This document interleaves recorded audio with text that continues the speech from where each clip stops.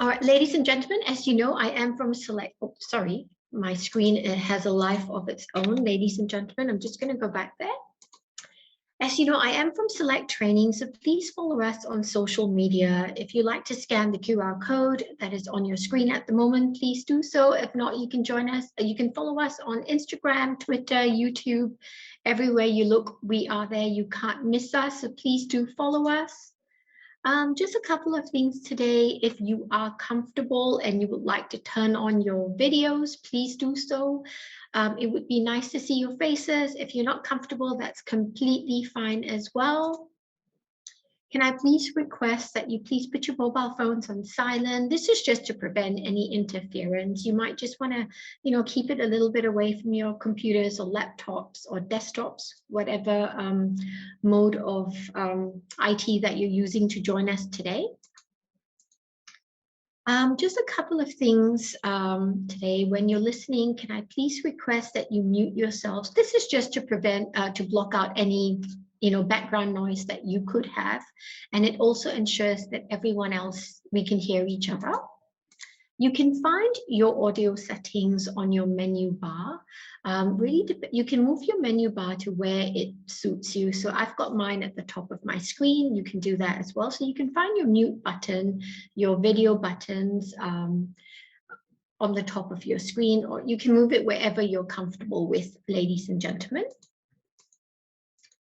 So today, a couple of things. You can share with me your reactions. So I might ask you throughout the day, if you're having fun, please give me a thumbs up so you can find your reactions on your menu bar as well.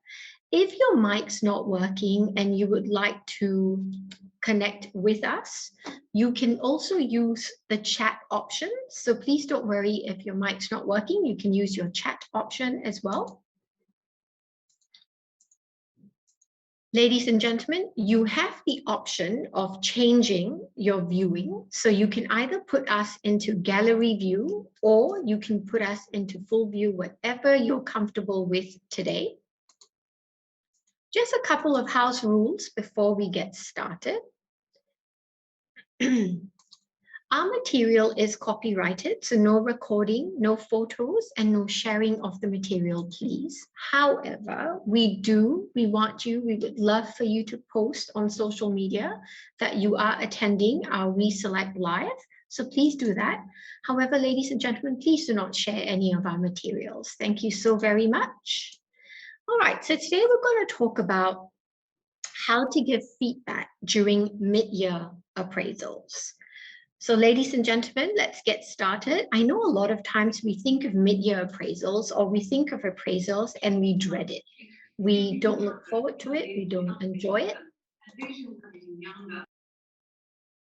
But today we're here to change your perspective on it. So let's talk about this, ladies and gentlemen. So one of the purpose of mid-year appraisals is to provide positive feedback, is for the manager to let the employee know, hey, great accomplishments. What have you done great so far? Great pat on the back. This is what, these are all your achievements. At the same time, one of the other purpose of mid-year appraisals is to also provide constructive feedback. So feedback should be constructive. It should not be destructive. Feedback should be objective. When we're talking about feedback, it should be based on performance, not personality.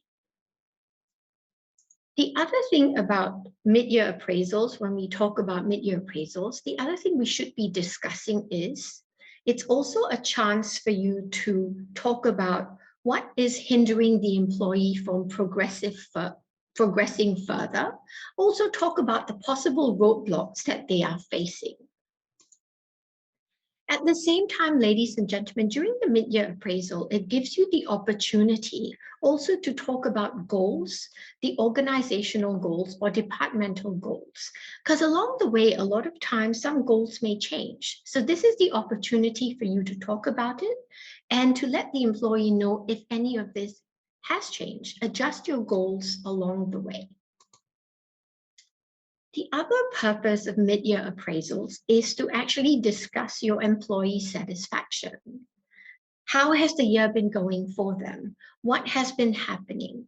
Are they happy? At the same time, have they also sort of lost track of the plan that they've actually set in place from the beginning of the year? So usually at the beginning of the year, you're sitting down, you're talking about your work planning, or you're putting into place your performance plan. So you need to discuss, has that changed? Are you still on track? Is there any way that we need to sit and maybe come up with plan B or plan C? And finally, one of the other purpose for mid-year appraisals is this is the perfect opportunity for a manager and employee, or a supervisor and employee, to sit down and have an exchange of ideas. The employees, because a lot of time our employees are actually dealing with our clients. Sometimes clients may actually, put in suggestions. They may have feedback of certain projects that are taking place. This is the perfect time for a manager and employee to sit down and talk about these things, to have an exchange of ideas. And also at the same time, it allows the employees to feel valued, like their ideas are going to be taken on board. It may not happen right away, but it's something that, can be put into place later on during the year. So this is a couple of the purposes of mid-year appraisals.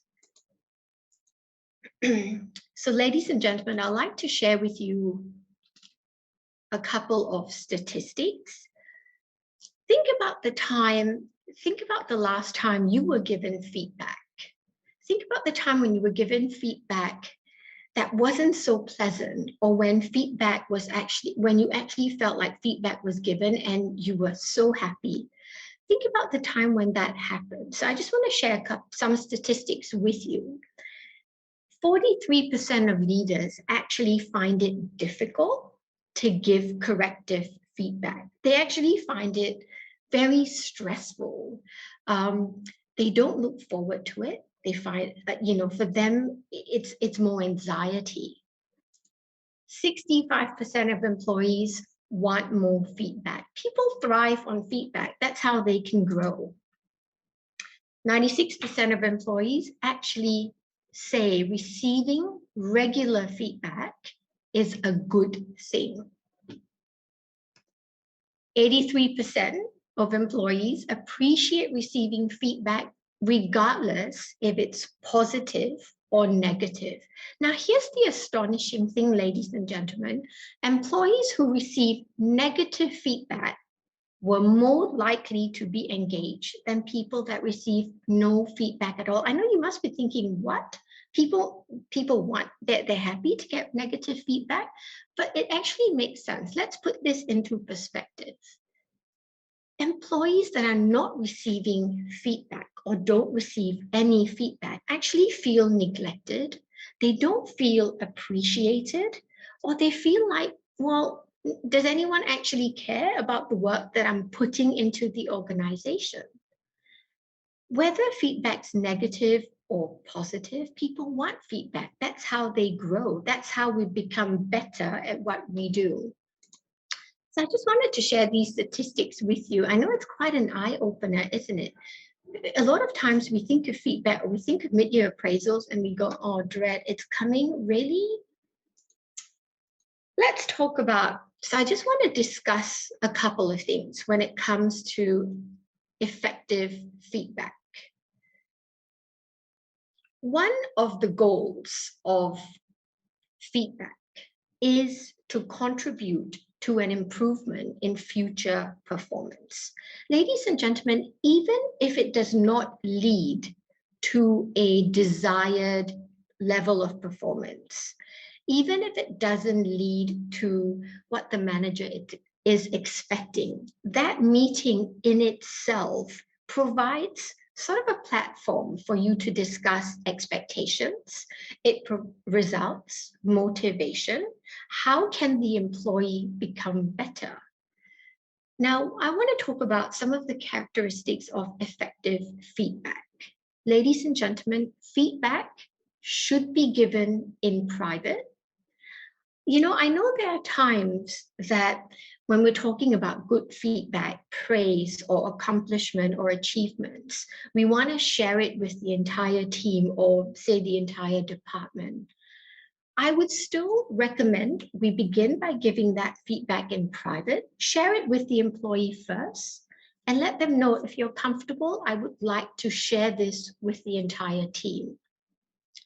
When it comes to, say, constructive feedback or negative feedback, or say there's a need for change in behavior or work, it should be done in private. No one wants to share negative feedback in public. It's embarrassing. It demotivates the employee.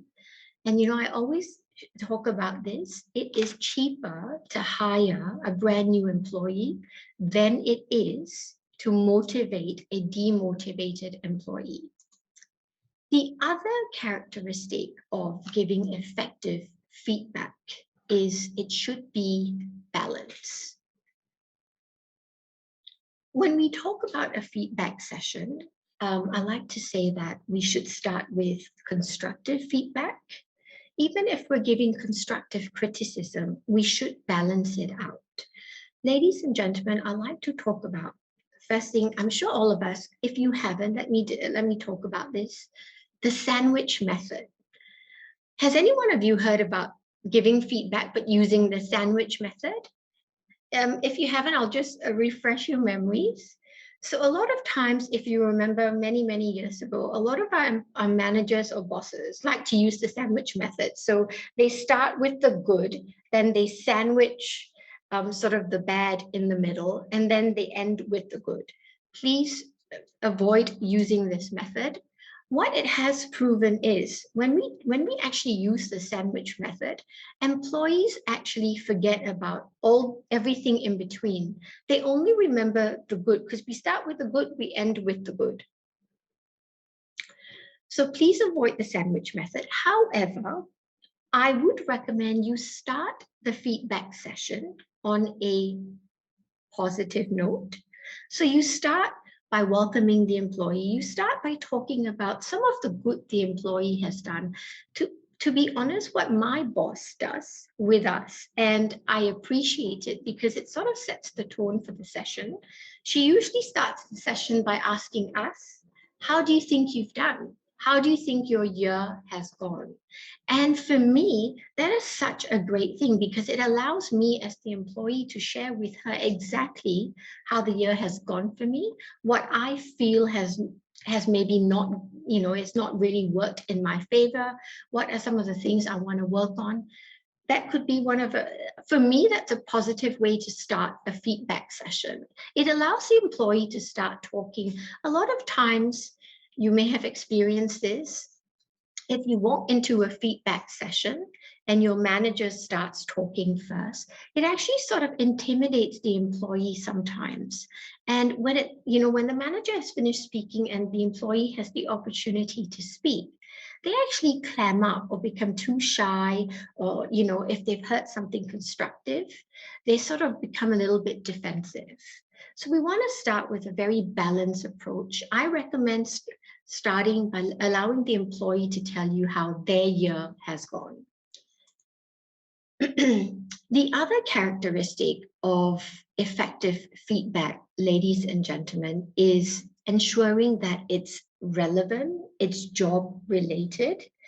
You want to talk about things that the employee has control over. For example, just an example to put this into perspective. If we were doing a feedback session and you're talking about, and I'm talking to the employee about, for example, the letter that you printed is not correct. It's not following standards. But unfortunately, the printer that has been given to the employee is from the 60s or 70s. And every time the employee prints something, lines go across so the words get distorted. When we talk about things that the employee has no control over, it actually stresses them out. So we want to keep it relevant. We want to keep it to things that the employee has control over. That also gives them a sense of empowerment. The other characteristics, ladies and gentlemen, when it comes to feedback is it should be specific. Feedback. Please avoid general statements. For example, let me give you a perfect example. Oh, you don't seem motivated. We're not specific, we're not highlighting the problem with the employee. However, if we, for example, tell the employee, John, you were late 3 times last week and you didn't attend, the group bonding session or a team building session. So you're very specific, you've narrowed down to the situations, and then the employee can relate to it and they can actually explain themselves. The other characteristic when it comes to effective feedback is, ladies and gentlemen, feedback should be documented. Ensure that your comments are documented. Make sure that your documentation, any comments that you make, it is based on facts and your own observation. It should not be based on what someone else has seen or heard. It should not be based on, what the team members think of the employee. Yes, I understand sometimes you want to get sort of, a general idea of how someone's performing within the team, but you want to base this on your observation. The other thing, ladies and gentlemen, you want to also ensure that it is documented in the file. Finally, ladies and gentlemen, you want to ensure that it's done in the right way. It's personal.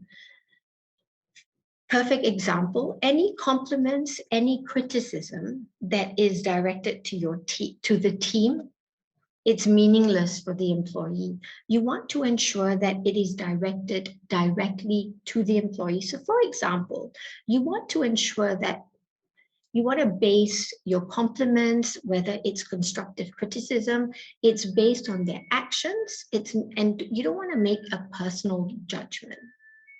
So for example, let me give you an example. Last week we had a meeting. My boss personally called me up and said, thank you so very much for attending the meeting. Thank you for the contribution. To me, that was, oh wow, pat on the back, great job, well done. I was motivated to do better. Yes, I've made mistakes. She's also the first one on the phone to talk about those mistakes, address the feedback. To me, that makes me a better trainer, a better employee for the organization. So you want to make it personal, you want to address it, you want to make sure it's specific. You don't want to talk about, oh, do you remember the incident 2 weeks ago? You want to highlight the incident, you want to mention that particular incident, or for example, if you remember the day it happened or where it happened. So be very specific. Ladies and gentlemen, just checking in if you're all having fun. Are you still enjoying the feedback, our feedback session today? If you are, could I get the thumbs up, please? Oh, thanks, Rita. All right, ladies and gentlemen, if your name is Sarah, no personal, nothing personal against you. So I just want to talk about reactions to feedback.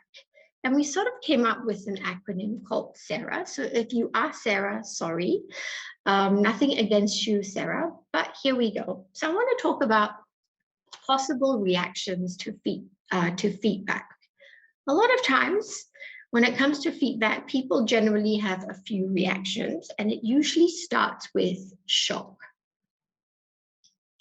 So it usually starts with shock because our initial response to feedback could be denial, could be shock, especially if we're hearing something that is not expected, or if we're hearing something that, may contradict our own views.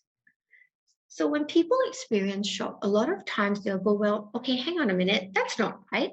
Where did you hear that from? No, I don't think that's true. So that's usually one of the first reactions to feedback. The second reaction, ladies and gentlemen, normal human reaction is anger. I think a lot of times anger sets in when we start to realize what feedback could mean. What are the implications of feedback? A lot of times it can turn to anxiety as well. When we go, oh my God, this could affect this could affect my growth in the company, my career. What could happen?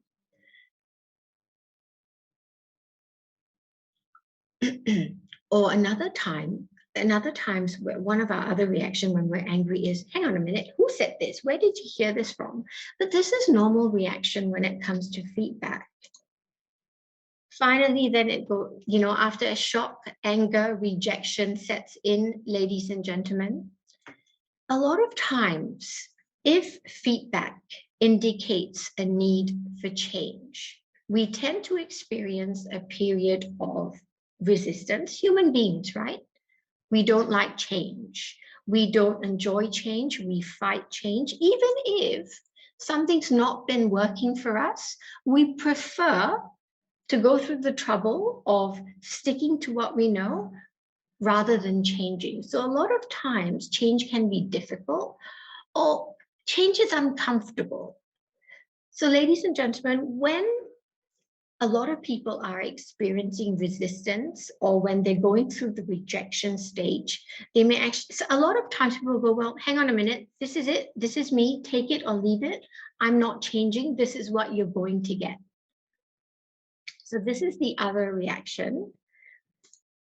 Finally, after some time, after people have had some time to think about things, acceptance sets in.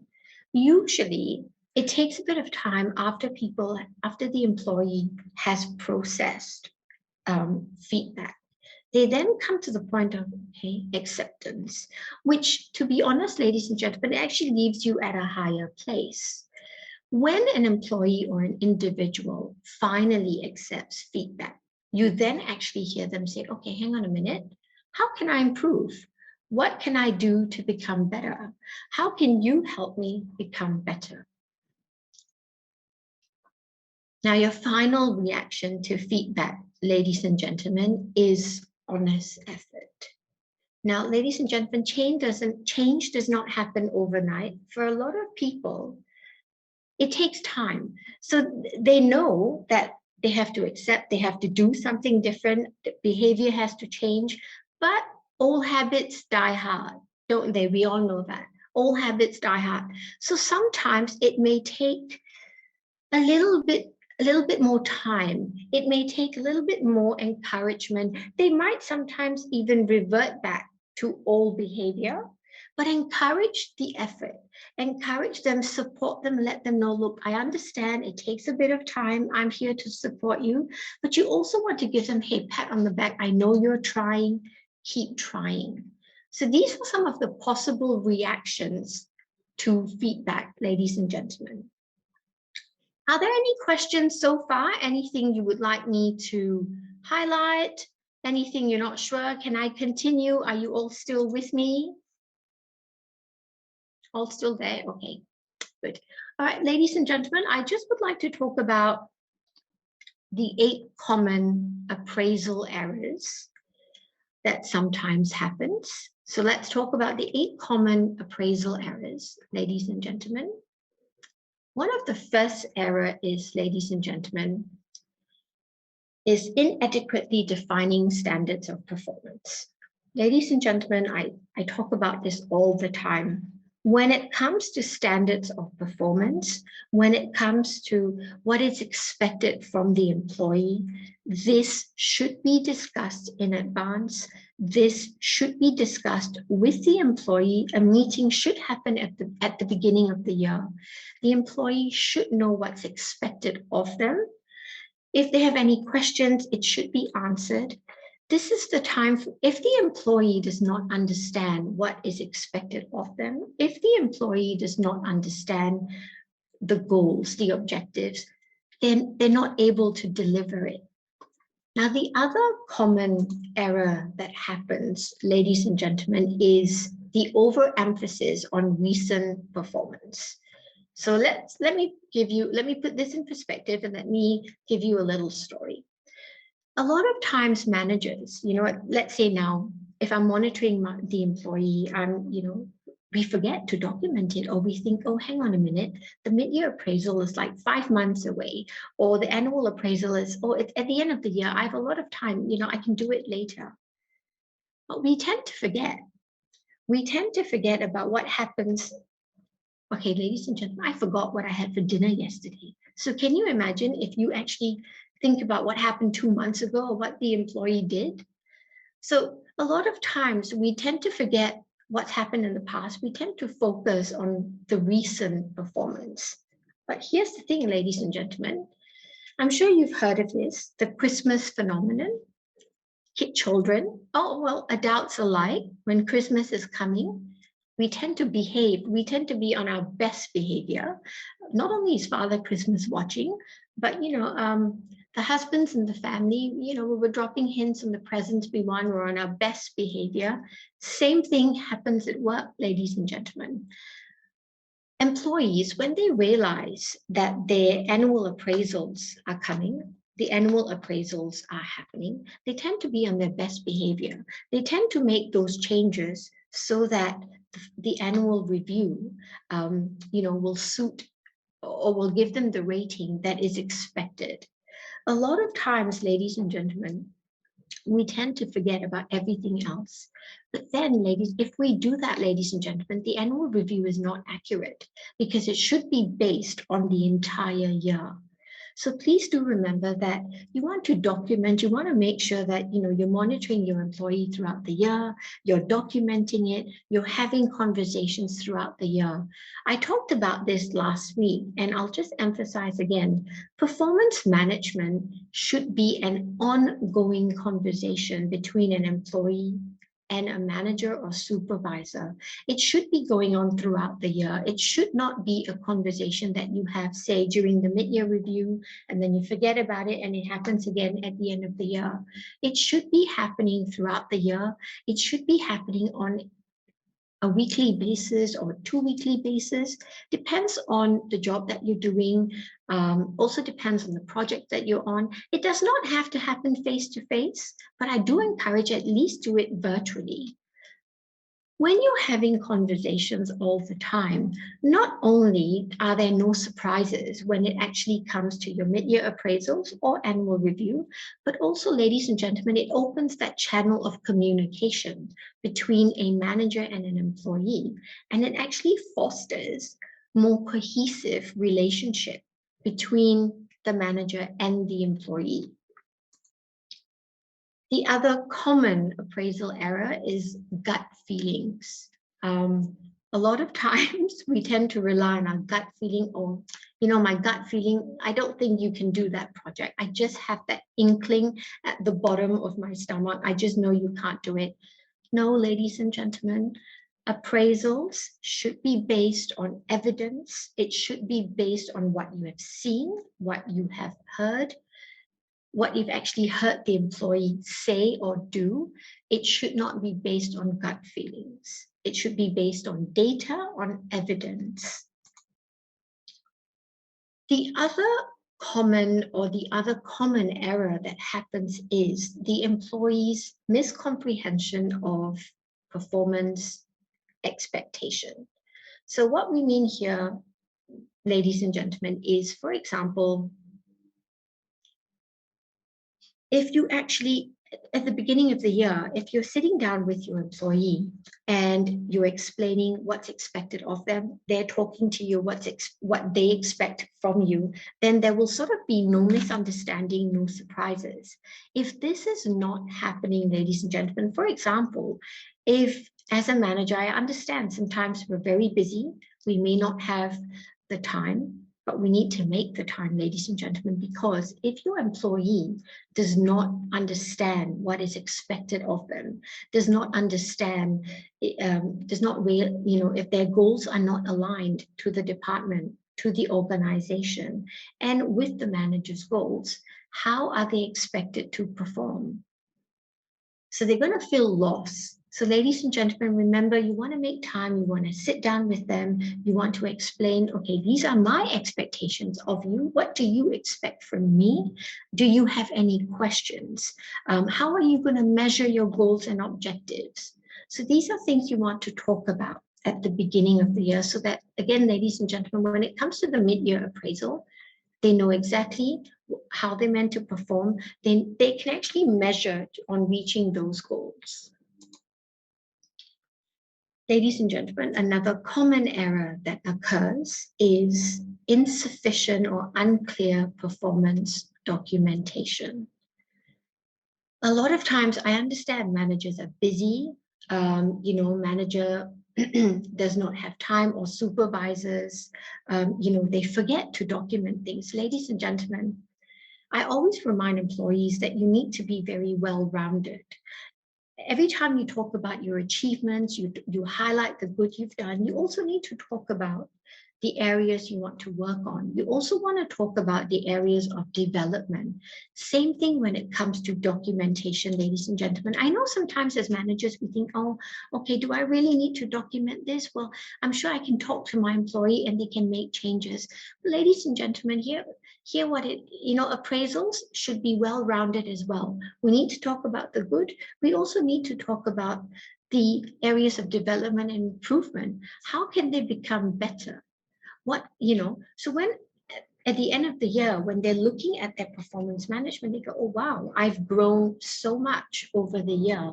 Or if they've been in the company, say, for a couple of years, oh, wow, since the time I've started to now, I can see how much I've grown. I've seen how much I've improved on my areas of development. So please ensure that everything is documented. Of course, ladies and gentlemen, when you've documented any behavior, any performance, you also want to discuss it with the employees. So it's not a surprise when you actually produce those documentation. Ladies and gentlemen, this is so important when it comes to the discussion. You want to ensure that you have allocated enough time for the discussion. I know a lot of times some managers are guilty of doing this. They fill up the appraisal form, they send it by email to the employee and they go, okay, please read, sign, and send it back as soon as possible. No, ladies and gentlemen, please don't do that. Mid-year appraisals or performance management should be a discussion. So ensure that you've allocated enough time. Sit down with the employee. It should be a time for the employee to share with you how they felt their year has gone. What are the setbacks they have faced? How have they rated themselves? And then it also gives you the opportunity as the manager to share with them, okay, this is how I've seen the year has gone for you. These are some of the setbacks. You want to ensure there's enough time because the employee needs to understand that, okay, so these are my areas of improvement. They might ask you, okay, how can I improve? What can I do better? A lot of times employees want to be supported. Some need a little bit more monitoring than the others. So you need to be there to discuss this. You don't want to just send the appraisal over the email, get them to sign it and send back to you because it does nothing for the employee. You're not going to see any changes in work or behavior if we actually do that, if we send appraisals via emails. Employees need to have that discussion. They need to know what's going on. They want to know how to change. A lot of times they need your guidance. The other common error that happens is, ladies and gentlemen, is when managers and supervisors end up talking way too much. End up talking so much that the employee has no opportunity to talk. And it somehow ends up feeling where the employee doesn't have the opportunity to talk. It's just the manager doing all the talking, and they may feel like, okay, I'm just going to sit and listen and I have no opportunity to say anything. So ladies and gentlemen, you want to ensure that it is a two-way street. It's mutual feedback. The employee is allowed to share their feedback. You're sharing your feedback. At the same time, you also want to ensure that there's not, they're not overloaded by a lot of information. So you want to break it down. You want to be very specific. You want to give the opportunity to the employee to speak, to share with you. At the same time, you can share your thoughts on their performance. How do you think they've progressed so far? Finally, ladies and gentlemen, all great. So you've sat down with the employee, you've talked about their performance, setbacks, how they've gone. You've asked the employee, okay. A lot of times, some managers do this, and I actually quite like it. Ask the employee to rate themselves. All right. For example, John, on a scale of 1 to 10, how do you think you've done? It allows the employee to actually put themselves on a scale to see where they are. How can they get better? So you've done all this, and then we come to the last common error, lack of a follow-up plan. You've sat down, you've discussed, you've talked about it, but there's no commitment or there's no follow-up. Ladies and gentlemen, then it's a waste of time to have an appraisal conversation. Follow-up and commitment is so important. So you need to sit with the employee and go, okay, so these are the areas of development that we've talked about. So now we've come up with a performance plan. Now let's sit down in 2 weeks or a month and let's see how you're getting on. Sit down with them in 2 weeks or a month and go, okay, how's the follow-up plan coming along? Do you need any more assistance? Do you need coaching?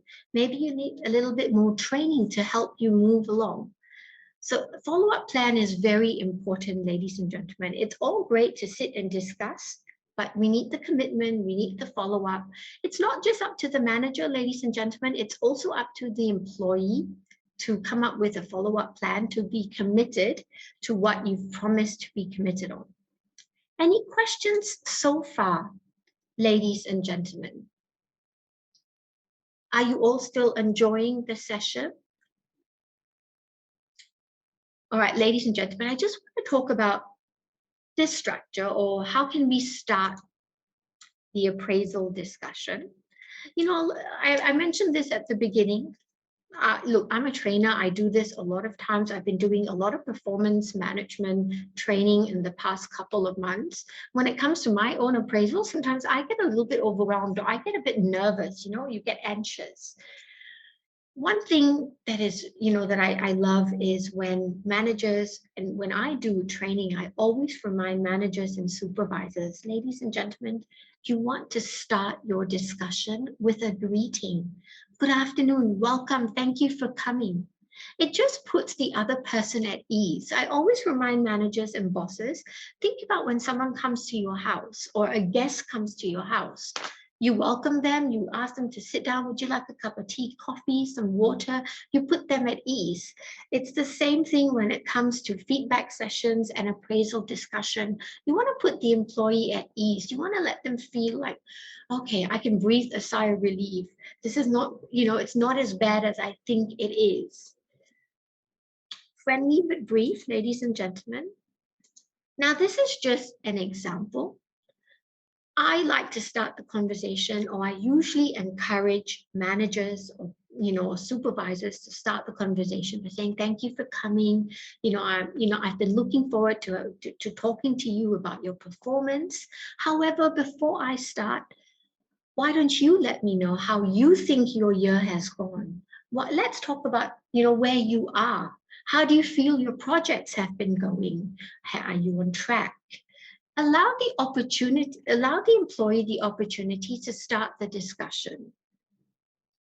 That sort of puts them at ease, and it actually will allow them to open up and share with you their perspective. Here you go, ladies and gentlemen, you can share. And then what I usually encourage in my training is, ladies and gentlemen, let them start. Let them tell you how the year has gone. Okay, thank you for sharing with me. Thank you for being honest and sharing with me. Now then give them the opportunity. You can talk about how you think they have performed or their year has gone. Finally, ladies and gentlemen, what you can do is you summarize your position or their position. So now I understand. So you feel your overall performance in the past 6 months have been up to par. These are the achievements. These are the areas you want to work on. All right, let's come up with a plan to work on them. You want to offer them some mentoring, some coaching. This is the opportunity for them to do so. Ladies and gentlemen, these are just some of the questions as managers or employees that we can ask. Now, again, these questions will be based on your industry. These questions will be based, of course, on your organization culture, company policies. These are just some of the questions that we have come up with. I encourage you to ask open questions, so open-ended questions. Now, these are just some of the examples that you can use. So, for example, how have you done since the last meeting? Or what were some of the accomplishments that you were proud of over the last 6 months? What did you feel you succeeded in? What do you think you've learned from it? Are there any areas that you feel you want to work on? Are there any areas that you might need my assistance in? As a manager, as a supervisor, sometimes we forget that maybe they need a little bit more support. Offer our support. Another question that I find so important that sometimes gets lost because we're so involved in the appraisal or we're so involved in the feedback session, we forget to ask the employee, where do you see yourself in the company? Which other role do you see yourself thriving in? How can I help you get there? And ladies and gentlemen, this is also the opportunity for you to ask the employee, is there any way or any tools or resources that I can help you? Now, a lot of us are working from home. And, sometimes we think, oh, working from home, okay, that should be easy. You're at home, you have your comforts around you, but there could be, there are still some of the cons, there could be commitment. Kids are now, they're home, being homeschooled, there could be those pressures. So maybe there's some ways that as a manager, we can help make remote working easier and more productive for them.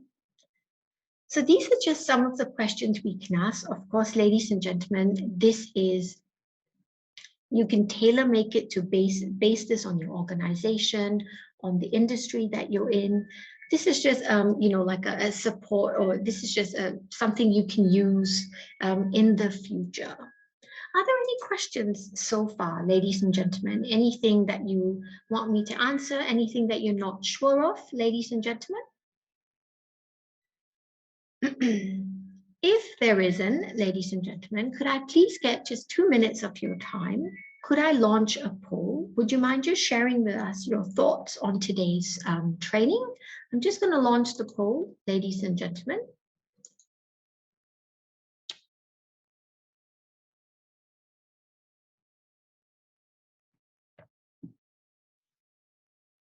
If you don't mind just taking 2 minutes of your time, if you could just answer the poll.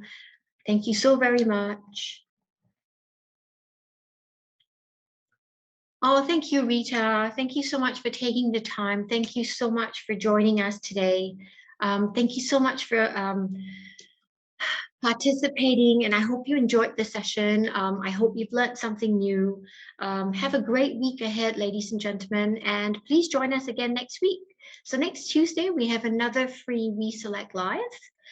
Please join us again next week, 4 o'clock. Thank you once again. Stay safe, keep safe. Thank you, everyone. Ladies and gentlemen, I'm just staying online. I'm just waiting for a few more people to just complete the poll. Thank you so much to everyone that has completed the poll. Thank you for joining us. We hope to see you again next week. Thank you, Parveen. Thanks. This was a wonderful Thanks, Rita. Hope to see you soon. Take care. Keep safe. What's the next week session? The free session? The next week's session, let me double check on the title because Madeline has it. Can I get them to send you an email, Rita? Yeah, please do. Please do. Okay, I would will love do. to. For sure. I'll get them to send you an email. Okay. Thank you very much. Thank you, Rita. Keep safe.